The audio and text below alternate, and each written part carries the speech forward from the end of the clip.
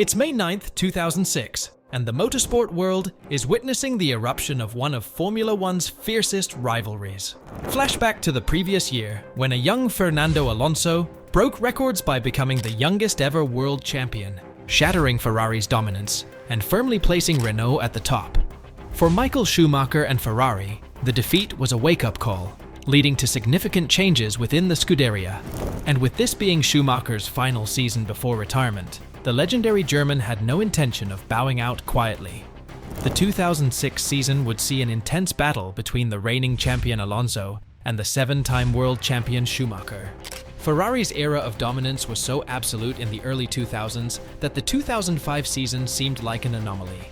Schumacher, who had been untouchable for years, suddenly found himself dethroned by a younger, hungrier driver. The shift wasn't just about a new champion, it was a symbolic changing of the guard.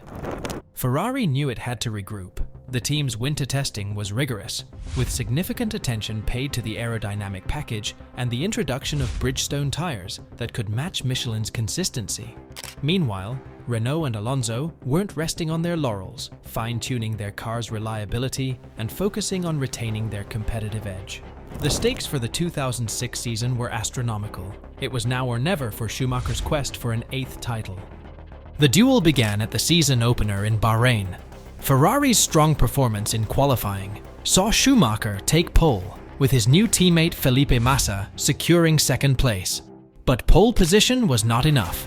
Alonso wasted no time in the race, attacking Massa and forcing him to defend aggressively. Massa's mistake on lap 7 nearly resulted in a collision with Alonso, but the Spaniard skillfully avoided it and kept his focus on chasing down Schumacher. Despite Schumacher's blistering pace and fastest laps, the decisive moment came during Renault's pit stop strategy. Alonso returned to the track right alongside the Ferrari, held his ground, and took the lead, securing a crucial victory. The message was clear. Alonso was not going to give up his crown easily. The Bahrain GP was more than just a race. It set the tone for the entire season. Ferrari's return to the front of the grid was a statement of intent. The team had worked relentlessly to regain the edge they lost the previous year, with Schumacher's pole position signaling they were back in the game. Yet, Alonso's calm and calculated approach, especially during the pit stop phase, showcased his maturity as a driver. Unlike previous seasons where raw speed was enough, 2006 would be about executing flawless strategies and handling pressure in critical moments. Ferrari's decision to promote Massa also played into the narrative. While talented, he was less experienced than Barrichello, leading to errors that could prove costly, as seen in his tussle with Alonso during the race. The next race in Malaysia saw both Ferraris penalized with a 10-place grid drop due to engine changes. Schumacher started 14th and Massa 21st, while Alonso showcased his prowess by charging from 7th to 3rd at the start. Even as Schumacher fought his way through the field, his teammate Massa appeared faster and finished ahead. This race highlighted the changing dynamics within Ferrari, as team orders that would have favored Schumacher in previous years were absent. Meanwhile, Renault's Giancarlo Fisichella capitalized and took the win, indicating that Ferrari's reliability remained a concern. Malaysia exposed Ferrari's Achilles heel early in the season: reliability. The engine changes not only penalized them, but also signaled underlying issues with how Ferrari was adapting to the new engine regulations, which reduced power output and placed a premium on durability. Alonso's climb from 7th to 3rd at the start wasn't just about aggression. It was a testament to Renault's finely tuned launch control and Alonso's skill in threading through the pack. The absence of team orders, which would have once ensured Schumacher overtook Massa, was telling. Ferrari was transitioning towards a more balanced approach, acknowledging that relying solely on one driver could be a weakness. Fisichella's win was a reminder that Renault had strength in depth, with their number 2 driver stepping up when needed. In Australia, rain in qualifying left Schumacher outside the top 10. As the race began, chaos ensued with multiple incidents, including Massa colliding with a Williams and a Red Bull crashing out. Schumacher climbed from 11th to 6th, but a mistake saw him crash into the barriers, bringing his race to an early end. To make matters worse, a disoriented Schumacher mistakenly entered the Toyota pits, highlighting the contrast between his struggles and Alonso's commanding drive to another victory. With this result, Schumacher found himself 17 points behind Alonso, and it was clear that immediate changes were needed. The Australian Grand Prix showcased the unpredictability of the 2006 season. Ferrari's decision to stick with their race strategy despite tricky weather conditions in qualifying backfired, putting Schumacher on the back foot. The race itself was chaotic from the start, with incidents that required the safety car and disrupted the rhythm of the race. Schumacher's crash while pushing too hard was a rare mistake for the season champion and highlighted the pressure he was under. The embarrassing moment of entering Toyota's pit lane was a metaphorical illustration of how lost Ferrari appeared in contrast to Renault's composure. For Alonso, the win further solidified his position at the top, extending his championship lead and putting Ferrari in a situation where they could no longer afford slip-ups. The pivotal moment came at Imola, where Schumacher set a new record of 66 pole positions, breaking Ayrton Senna's long-standing record at San Marino. Alonso remained a relentless challenger throughout the race, staying close to Schumacher despite tire issues for the Ferrari.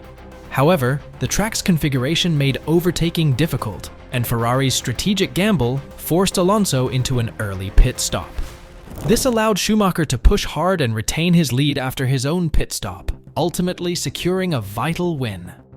Schumacher later revealed that the team had deliberately lured Alonso into pitting early, a strategy that also proved effective in the next European Grand Prix, where Ferrari's pace and tactics led them to another victory.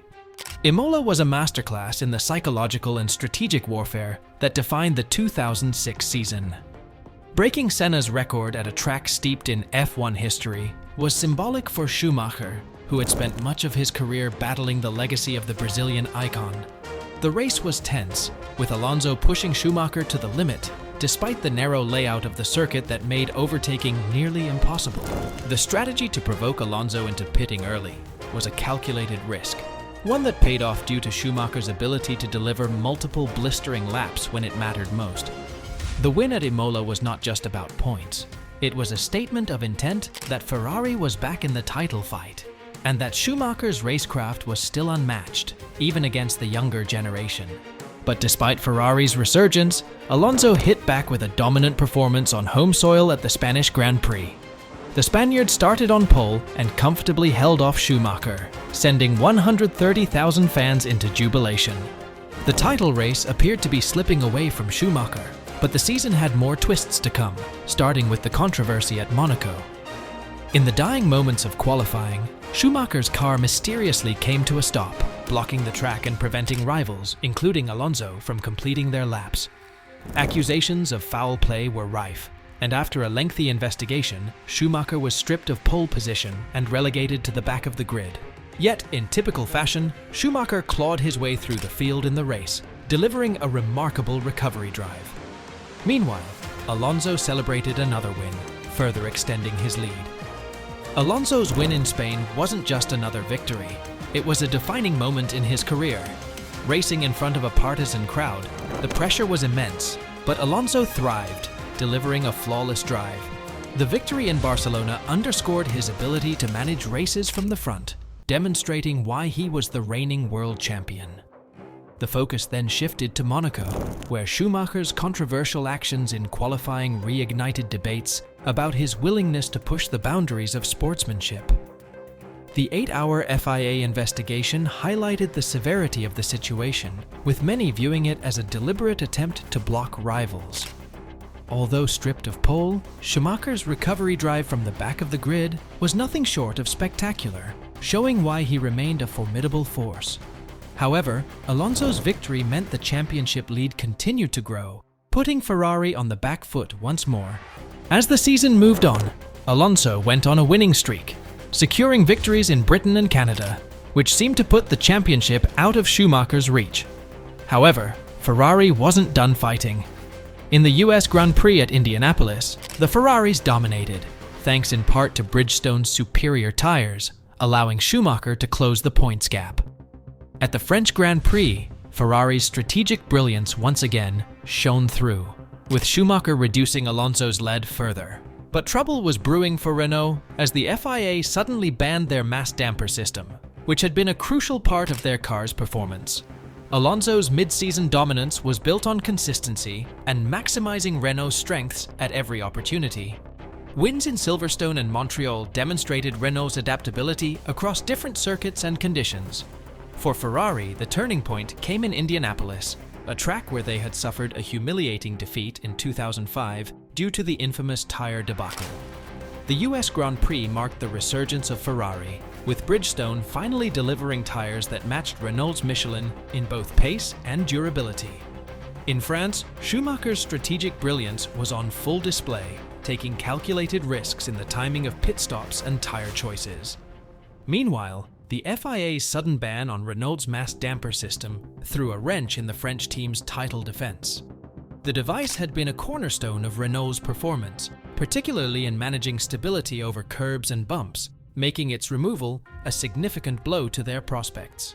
With momentum shifting back to Ferrari, the German Grand Prix saw Schumacher take his third consecutive win, narrowing the gap to just 11 points. Yet, the battle wasn't over. Both Alonso and Schumacher faced penalties in Hungary, resulting in them starting outside the top 10. In a wet and unpredictable race, Alonso initially looked set for victory, but a wheel issue ended his race prematurely. Schumacher also struggled, ultimately colliding with Nick Heidfeld and retiring from the race, leaving neither of the championship contenders with points. Jenson Button took his maiden victory in a chaotic race. Ferrari's dominant performance at Hockenheim was a morale boost for the team, particularly in front of Schumacher's home crowd. It also marked the point where the title fight was truly reignited, with Schumacher closing the gap to Alonso. The Hungarian Grand Prix, however, was a different beast entirely. The unpredictable weather conditions turned the race into a lottery. Alonso's charge from the back of the grid to the front was one of the highlights of the season, showcasing his wet weather skills. But the pit stop blunder that left his wheel loose was a rare and costly mistake. For Schumacher, the conditions were less favorable, with Bridgestone tires struggling in the wet. His collision with Heidfeld added insult to injury, marking a missed opportunity to capitalize on Alonso's misfortune. Button's win was a feel-good moment, but for the title contenders, it was a race that left them both empty-handed. The Turkish Grand Prix offered another chance for Ferrari, but a pit stop error saw Alonso leapfrog Schumacher, securing second place behind Massa. The missed opportunity was costly for Schumacher, who now trailed by 12 points with only a few races remaining. The next race in Monza was critical. Schumacher delivered a stellar performance, and after the race, dropped a bombshell. He announced his retirement at the end of the season. The stage was set for a dramatic finale, with Schumacher determined to end his career on a high note.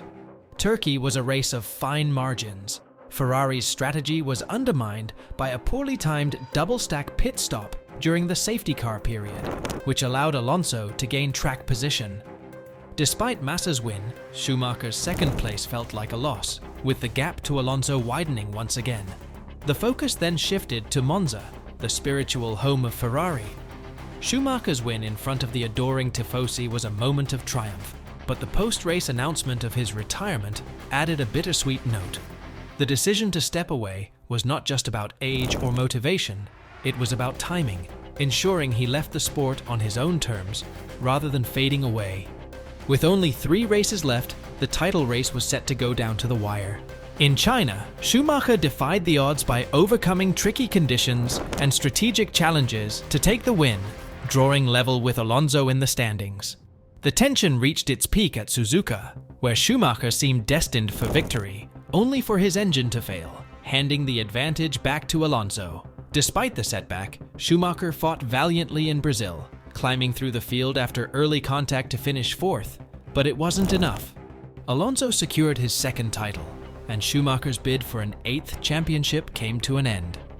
The Chinese Grand Prix was a tactical masterclass from Ferrari. Starting further down the grid due to changing weather conditions, Schumacher's experience in managing the evolving track conditions allowed him to leapfrog Alonso. The race saw Renault's pit stop errors rear their head once again, giving Schumacher the advantage. The title race was now level, setting up a thrilling showdown in Japan. At Suzuka, Schumacher led comfortably until the catastrophic engine failure, Ferrari's first in 6 years. The sight of the smoking Ferrari was a gut punch for the team and its fans, effectively handing the title to Alonso. The final race in Brazil was more about pride than points for Schumacher. His charge through the field, despite a damaged car, was a fitting end to his career, a demonstration of the fighting spirit that defined him. Alonso's championship was well earned, but the season had been a close-run affair, proving that even in his final year, Schumacher was still a force to be reckoned with. Schumacher's farewell was a fitting conclusion to a legendary career. Though he missed out on the title, he demonstrated why he was considered the greatest of his era. The rivalry between Alonso and Schumacher in 2006 remains one of the most intense and memorable in F1 history, marking the passing of the torch from one generation to the next. The 2006 season wasn't just about a rivalry, it was a microcosm of the evolution of Formula One. Schumacher's era had been defined by relentless dominance, but Alonso's rise signaled a new age, one where the competition was more balanced and youth was beginning to edge out experience. The season encapsulated everything F1 fans love about the sport. The drama, the strategy, the battles on and off the track, and the emotional highs and lows. Schumacher's departure left a void, but it also paved the way for new stars to emerge. The rivalry may have ended, but its impact on the sport is still felt today, as it remains a defining chapter in F1 history. If you found this deep dive into one of Formula One's most pivotal moments insightful, be sure to hit the like button and subscribe for more in-depth stories from the history of this incredible sport.